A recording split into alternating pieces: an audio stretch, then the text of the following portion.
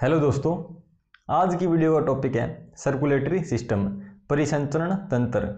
मानव में circulatory system कैसे काम करता है। सर्कुलेटरी सिस्टम यानी कि हमारा हार्ट और ब्लड मिलके कैसे काम करते हैं, जो ब्लड के अंदर हीमोग्लोबिन होता है उसका क्या काम होता है, और भी सारी चीज़ें डिटेल में पढ़ेंगे। दोस्तों, मैं आनंद स्वागत करता हूं आपका आपके अपने यूट्यूब चैनल स्टडी लोक में। तो बिना टाइम लगाते हुए दोस्तों करते हैं आज की वीडियो को स्टार्ट। आज की वीडियो का हमारा टॉपिक है सर्कुलेटरी सिस्टम, परिसंचरण तंत्र। हम इसको डिटेल में पढ़ेंगे, क्या इसका काम है, कैसे ये काम करता है। सबसे पहले हम देख लेते हैं कि सर्कुलेटरी सिस्टम के कितने पार्ट हैं। सर्कुलेटरी सिस्टम मेनली दो पार्ट का होता है। पहला पार्ट है ओपन सिस्टम, दूसरा पार्ट है क्लोज्ड सिस्टम। क्लोज्ड और ओपन सिस्टम क्या होता है, क्या फर्क है इनमें। जो क्लोज्ड सिस्टम है उसमें जो ब्लड है उसका सर्कुलेशन पाइप्स के थ्रू होता है, और हम आम भाषा में पाइप को बोलते हैं नस। नसों के थ्रू ब्लड की ट्रांसपोर्टेशन होती है। ट्रांसपोर्ट किससे होता है, वो नस से होता है। एक मीडियम होता है, कोई मेथड होता है ट्रांसपोर्ट का, और एक चीज़ उसको पंप करती है, जो क्या होता है हमारा हार्ट। समझ गए। और जो ओपन सिस्टम है उसमें ऐसा कुछ नहीं होता, नसें नहीं होती, ब्लड फ्रीली फ्लो करता है थ्रू कैविटीज़। कोई वेसल नहीं है और कोई नस नहीं है, और ये मोस्टली पाया जाता है स्नेल्स वगैरह, जो चीज़ें समुद्र में रहती हैं, समुद्र के जीव जो हैं उनमें पाया जाता है। समुद्र में भी वो जीव जिनके स्कल बाहर होते हैं, जिस तरह सिप्पी होगी, ठीक है, स्नेल होगी, इस तरह की चीज़ें जो जिसमें शंख बना के बोलना, उसने मेरे को नाम याद नहीं आ रहा, और इंग्लिश में क्या बोला, शंख नहीं होता अपना, उसमें सिप्पी हो में स्नेल ही होती हैं। और इस तरह सारी चीज़ें जिनके स्कल बाहर की तरफ होते हैं उनमें सारा ओपन सिस्टम होता है। कॉकरोच में भी ओपन सिस्टम होता है और स्पाइडर्स में भी ओपन सिस्टम होता है। क्लोज सिस्टम समझ लो हमारे जैसे मानव में, जिसमें नसें हैं ना उसमें क्लोज सिस्टम है। जैसे मेंढक हो गया, कैट्स होगी, अर्थवॉर्म्स हो गए, नसें होती हैं ब्लड को कंडक्ट करने के लिए। ये दो तरह के सिस्टम होते हैं मेनली, जिसके बारे में आप पढ़ेंगे। मेनली आप पढ़ रहे हैं ह्यूमन के बारे में कि ह्यूमन का जो हार्ट है और जो ब्लड है, सर्कुलेटरी सिस्टम ह्यूमन का कैसे काम करता है। The heart is a muscular organ that is a big as our fist. हमारे फिस्ट के जितना बड़ा होता है। Because both oxygen and carbon dioxide have to be transported by the blood. क्योंकि जो हमारा हार्ट है उसको क्या करना होता है, ऑक्सीजन और कार्बन डाइऑक्साइड दोनों ही ट्रांसपोर्ट करनी होती हैं। The heart has different chambers to prevent the oxygen-rich blood from mixing with the blood containing carbon dioxide. तो ब्लड के पास कार्बन डाइऑक्साइड होती है और ऑक्सीजन होती है, और दो चीज़ें होंगी ना, वो दो आपस में मिक्स ना हो जाएं, इसके लिए उसकी हमारे हार्ट में क्या होते हैं, चैम्बर्स होते हैं। कितने चैम्बर होते हैं, 4 चैम्बर होते हैं दोस्तों। उनको आप डिटेल में पढ़ेंगे। ये आपकी स्क्रीन के ऊपर एक ह्यूमन हार्ट का डायग्राम बना हुआ है, एक बार इसको देख लो।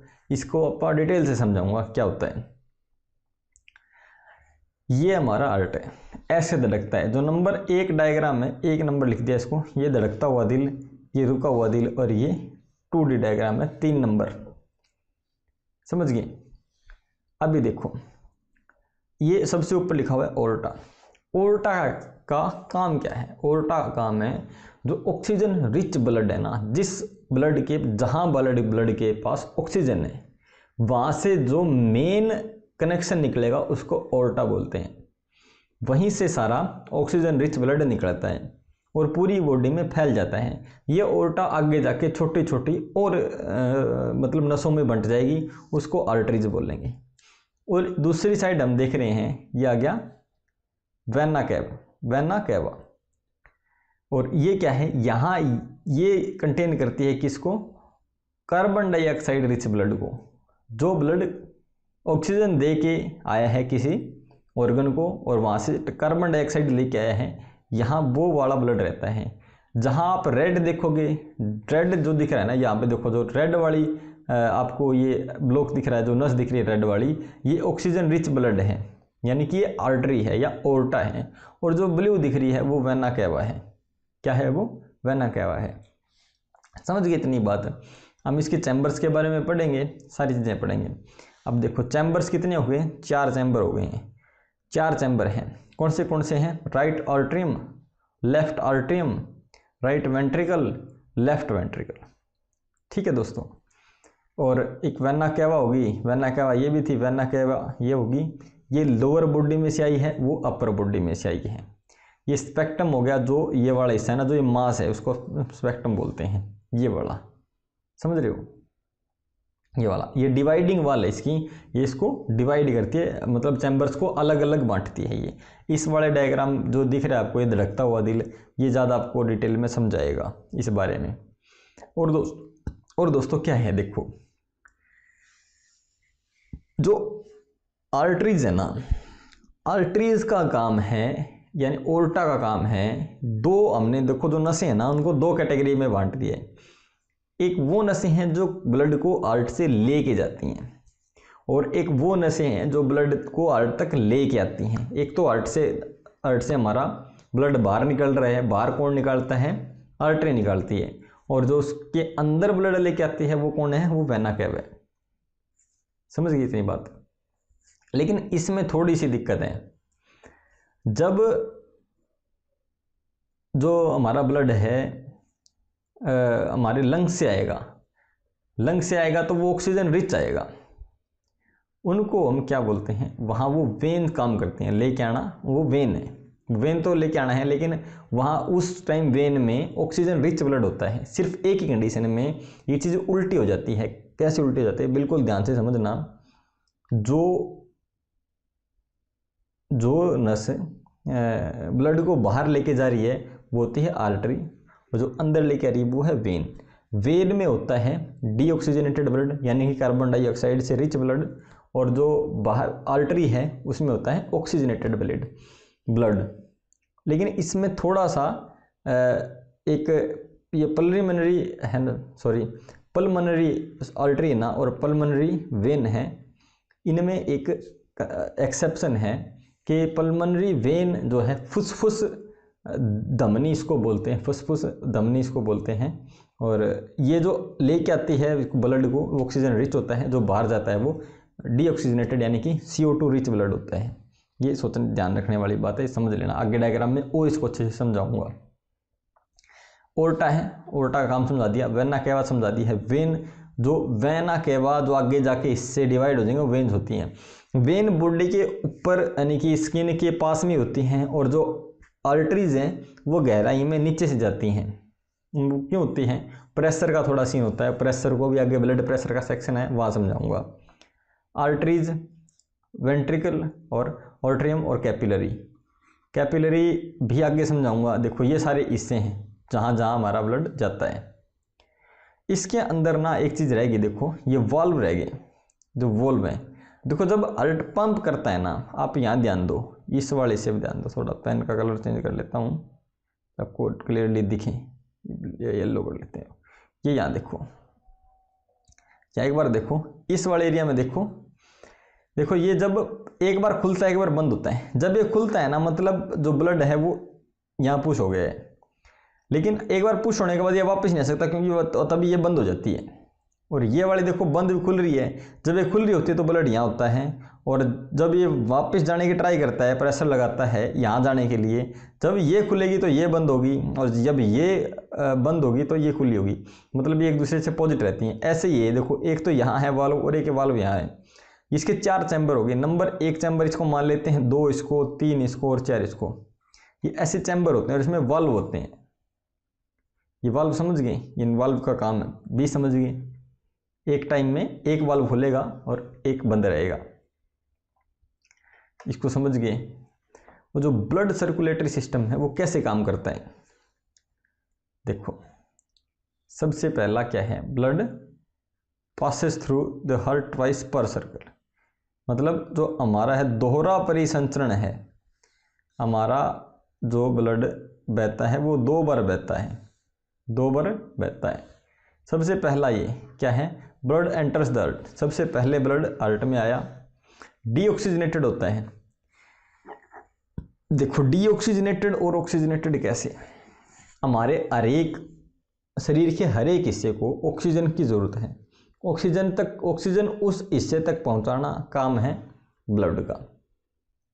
और ब्लड में ऑक्सीजन कौन लेके जाता है, वो हीमोग्लोबिन है जो ब्लड में होता है, और ऑक्सीजन को कैरी करता है। हीमोग्लोबिन दोस्तों ऑक्सीजन को कैरी करता है ब्लड में, और ऑक्सीजन हमारे बॉडी के हर एक पार्ट को जरूरी है।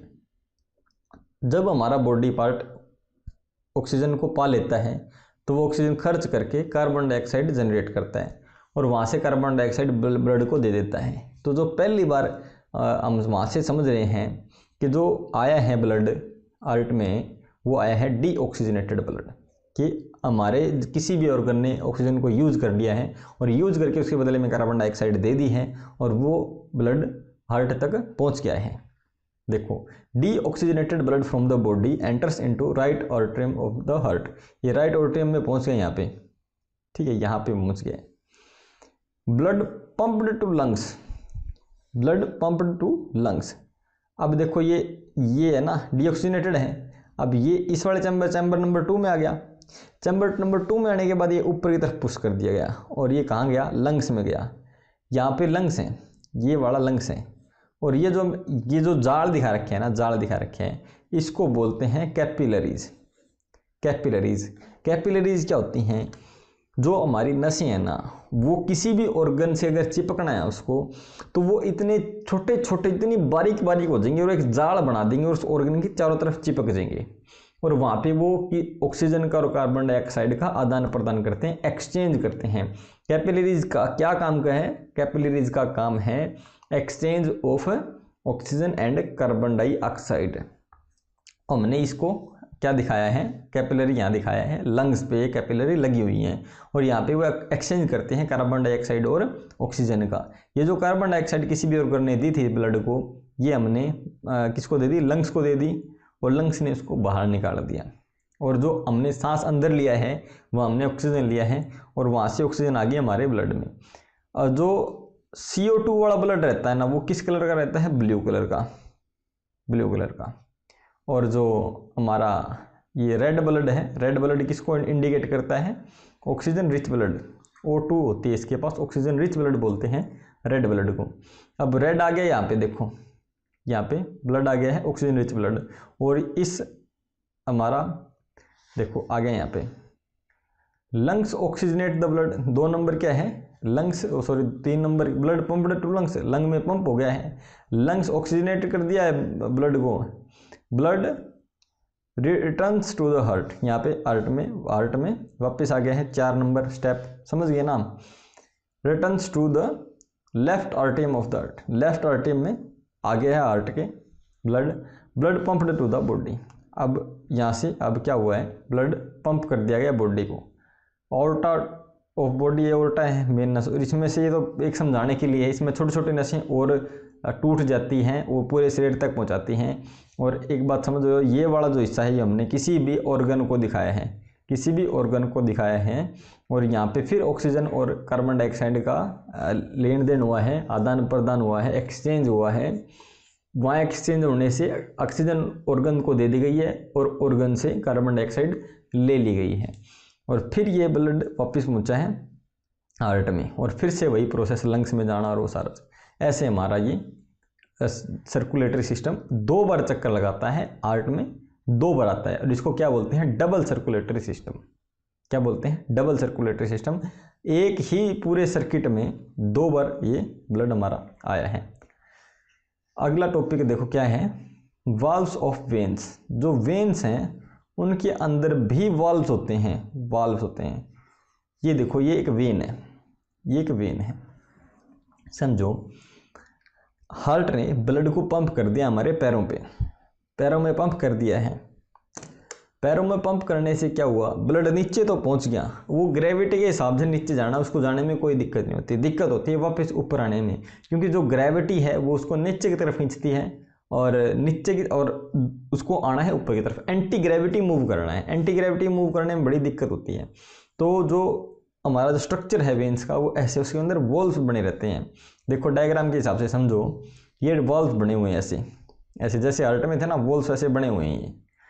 अब जब ब्लड को ऊपर जाना है तो इजीली चला जाता है, वॉल्व ऐसे खुल जाएगा। देखो इस डायग्राम नंबर 2 में, ये नंबर 2 मान लो, इजीली खुल जाएगा। लेकिन जब ग्रेविटी उसको खींचेगी, यहाँ पे देखो नीचे खींच रही है, तो ये वॉल्व बंद हो गया, ये वॉल्व बंद हो गया है, और बंद होने की वजह से वो वापस नीचे नहीं आता, और जो हार्ट हमारा क्या कर रहा है, उसको डायरेक्टली पुश कर रहा है, पंप कर रहा है, वो हार्ट से हमेशा ही ऊपर की तरफ खींचता चला जाता है और सर्कुलेशन को कंप्लीट करता है, सर्कल को कंप्लीट करता है। और ये स्ट्रक्चर सिर्फ वॉल्व्स में होता है, आर्टरीज में नहीं होता। आर्टरीज में नहीं होता। क्यों नहीं होता? क्योंकि ब्लड ने डायरेक्टली पंप किया है उसको, और डायरेक्टली पंप पूरा फोर्स लगने लग रहा है, लेकिन जो वेन है ना उसमें फोर्स कम होता है, क्योंकि जैसे वो अभी एक्सचेंज भी होना है, वो सारी प्रोसेस करके होता है ना। तो जैसे आप बॉल दीवार पे मारते हैं, तो जितनी जोर से गई थी बॉल लगने के लिए दीवार पे, उसी जोर से तो वापस नहीं आती, वहाँ पे उसका फोर्स घट जाता है। इसलिए आर्टरीज में जरूरत नहीं होती और वेन्स में जरूरत होती है वॉल्व्स की। अगला हमारा जो पॉइंट है वो है ब्लड प्रेशर। ब्लड प्रेशर क्या होता है?